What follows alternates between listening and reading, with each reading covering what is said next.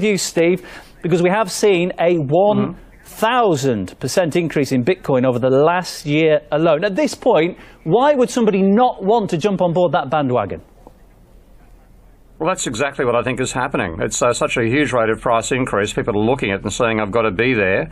The entry cost is certainly less than buying a house and hoping the house might appreciate, so people are diving in because the price is rising.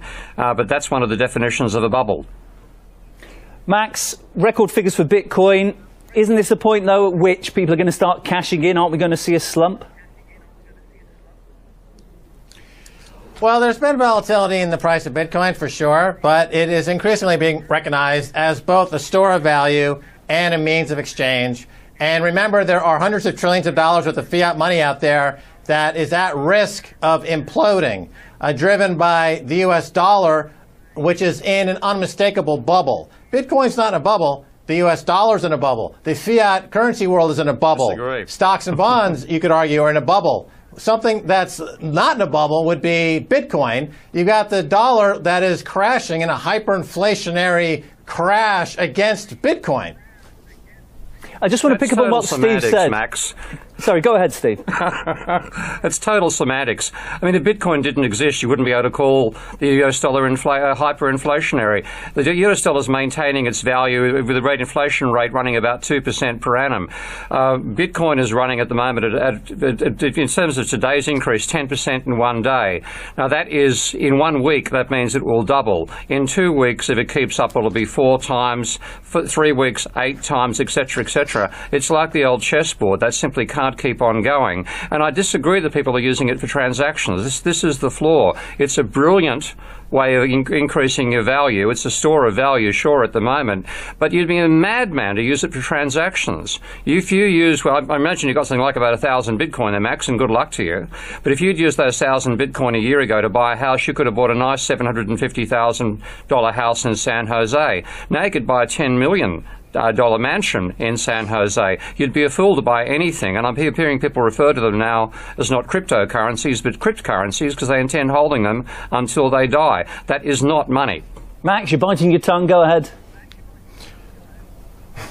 Well, what Steve misses is the timeline what we're talking about here and the replacement of fiat money by cryptocurrencies and the time it takes for this to happen. It's true that the price has been compounding at about 1% per day, but we're entering into a period of transition where fiat money is being effectively replaced with cryptocurrency, and we will start to see some of the things that Steve doesn't like about cryptocurrency, like the volatility, start to even out when the price gets closer to $100,000 per coin. At that point, you're going to see less volatility. You'll see fiat money being put aside and cryptocurrency embraced. It's already the number 25 biggest reserve currency in the world, Bitcoin. It's heading into the top 10. It'll soon be the biggest crypto reserve currency in the world. You've got sovereign wealth funds like Abu Dhabi now buying Bitcoin. You've got Russia and China now and Japan actively buying Bitcoin because they see that the fiat bubble is bursting. And again, the U.S. dollar is collapsing against Bitcoin. This is a paradigm shift. Steve is an economist, and he admittedly says he knows nothing about cryptocurrency. He's not a technologist, and he doesn't have any background in trading. So I can understand why Joseph Stiglitz came out today practically crying, big fat tears. He said, oh my God, the government's not involved in Bitcoin. How will we survive? Well, Joe Stiglitz, get out of the way. You're an old guy with old views. They're no longer relevant, and this is the new paradigm. This is the new economy, and Steve King, quite frankly, is not even qualified to talk on the subject. Do you know, Max, I wish Steve could hear that. I'm sad to say I think we've lost the link with Steve, but we'll continue. I'll try and challenge you a bit. I want to pick up on something. He's running away in fear because he knows I'm dead right. And he said total paradigm is shattered, and he's probably out there licking his wounds already. Well, Max, I'm going to defend. Goes up against an online PhD economist. They can't hold a candle. I'm going to defend Steve's argument, Max. He said a few moments ago that, you know, you talked about store of value or the fact it's usable. Isn't there a really strong argument there that it's being used speculatively as a store of value, but actually, where can you actually use your Bitcoin? There's not too many places, is there? Come on, that you can actually spend it. And isn't there a danger when people realize that they'll panic and sell their store of value? Well, I think it's not so much. Well, sorry, Steve, I'm just asking Max. Okay. Good to have you back, by the way. Well, to answer the question, there are hundreds of thousands of transactions now a day. Hundreds of thousands of merchants accept Bitcoin. The real estate market is being upended by Bitcoin. You can buy high-end properties with Bitcoin, yachts and properties and things of this nature. It's trickling down into the middle classes. But again, the timeline here has to be considered. The travel from being a store of value to a means of exchange is going to take another few years, and the price will get up to that $100,000 per coin level, and then it'll be much more useful as a means of exchange. The scaling that's going into it now is being implemented as we speak. The scaling debate is still raging, and these things are being resolved. It's only 7 or 8 years old, and yet, again, it's number 25 in the world reserve currency. It's moving up to number 10. Okay, this is the new paradigm. Those who are arguing against it would argue against the printing press when Gutenberg first introduced it. They would argue against the airplane when the Wright brothers first introduced it. You cannot fight the fact that this is more efficient, it's a greater store of value, it's great for transactions, and it's putting the fiat money world out of business. The Jamie Dimons, the Lloyd Blankfeins are going to be dead. Okay, Max, let's give Steve a chance to respond. I just want to ask you, preempting what you say, Steve, Max makes the point this is the future, it's new technology, and decentralised, that's the key. That's what people want. They don't want bail-ins, they don't want governments stealing their money when they're short on cash. Isn't this the future, and isn't what, more importantly, what people want? That's potentially what's going to happen with these cryptocurrencies. They are something which bypasses the need for a so-called trusted third party, when of course nobody trusts the banks anymore. And that was the original motivation for forming Bitcoin. But my point is that it can't combine the answer yes to two questions simultaneously. It can't keep on appreciating, I guess, and be used for transactions, because even though you can buy all those things with it, you'd be an idiot to buy those things now, because if you wait 10 weeks, you can buy twice as many or 3 times as many. So its price has to stabilise. Now, my worry is when it stabilises, what will happen to that price? I don't think it's going to necessarily reach the stratosphere at $100,000 and then stay there. If you get to the stage where the only returns you're getting out of Bitcoin mining are the transactions, then I think the price has to fall dramatically.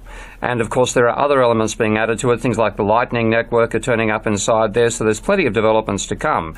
But I simply don't believe that it is, at the moment, two things. It is one thing, and that is a store of value.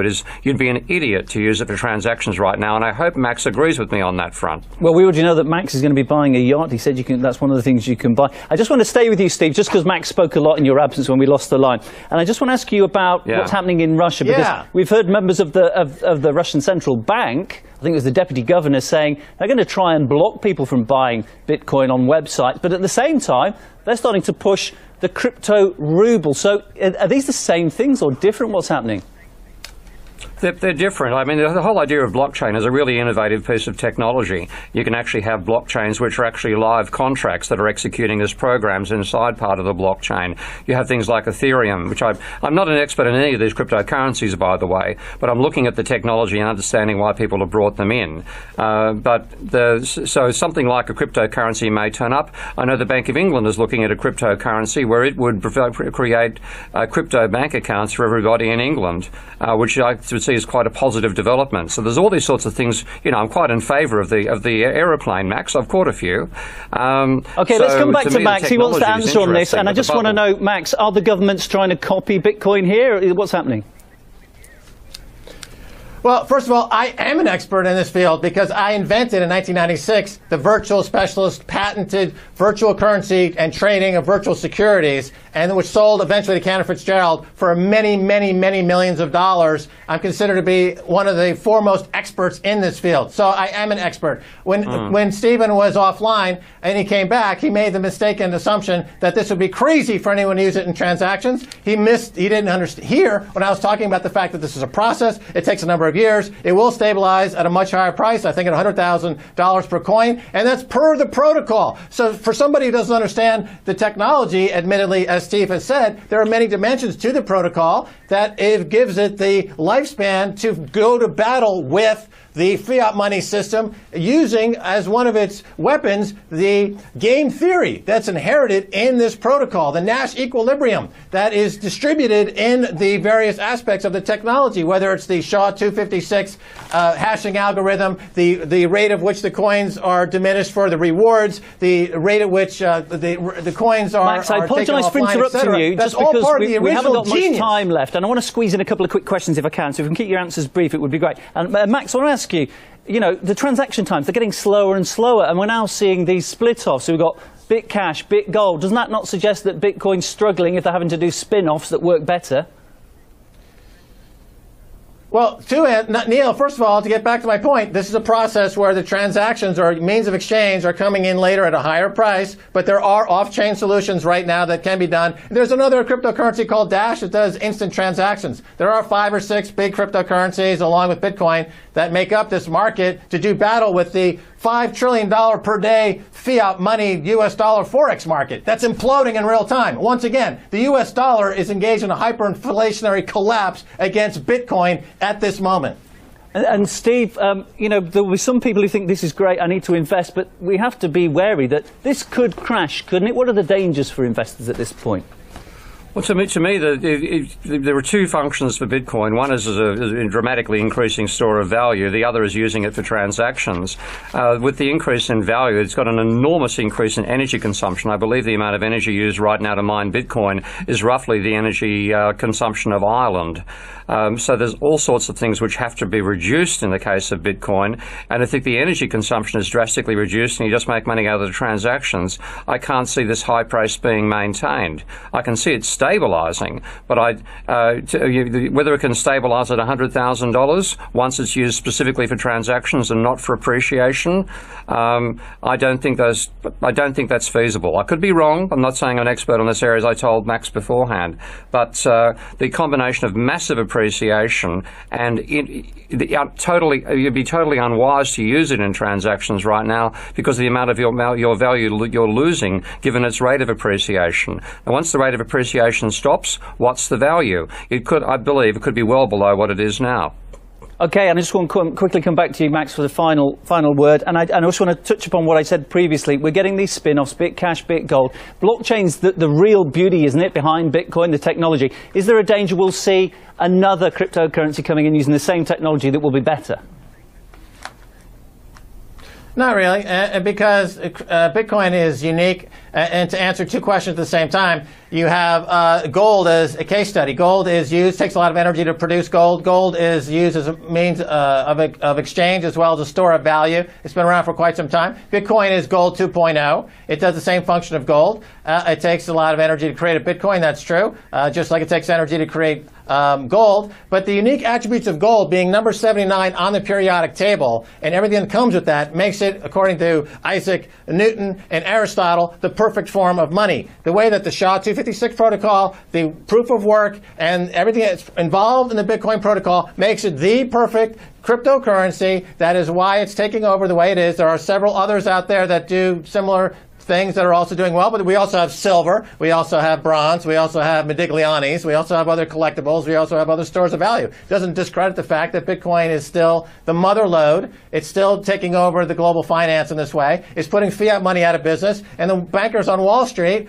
are running scared. Jamie Dimon is literally peeing in his pants at this point because he knows he's going to be out of a job in 5 years. We don't need the Jamie Dimons of the world ripping us off. We don't need Wells Fargo stealing money out of accounts. We don't need HSBC funding drug lords in Mexico to the tune of billions of dollars. We don't need those bad actors in society. And Bitcoin gets rid of all those financial terrorists. And it's about time somebody stood up and did battle, and because the government's not doing it, the academics aren't doing it, so we have Bitcoin to do it. Okay, and given that was such a beautiful but quite lengthy oration, I'll give the final word to you, Steve. What would you want to say to people about Bitcoin? The rate at which it's growing right now simply can't be sustained for 2 reasons. That rate of appreciation is like the old chessboard. Go from 1 grain of rice to 2 to 3 to 2 to 4 to 8 to 16. That can't be maintained, so the rate of increase has to drop. And secondly, the energy consumptions are so enormous that if we continue the energy consumption, it'll be banned because of its impact on carbon, the level of carbon in the atmosphere. If it doesn't continue, then I think its price should fall.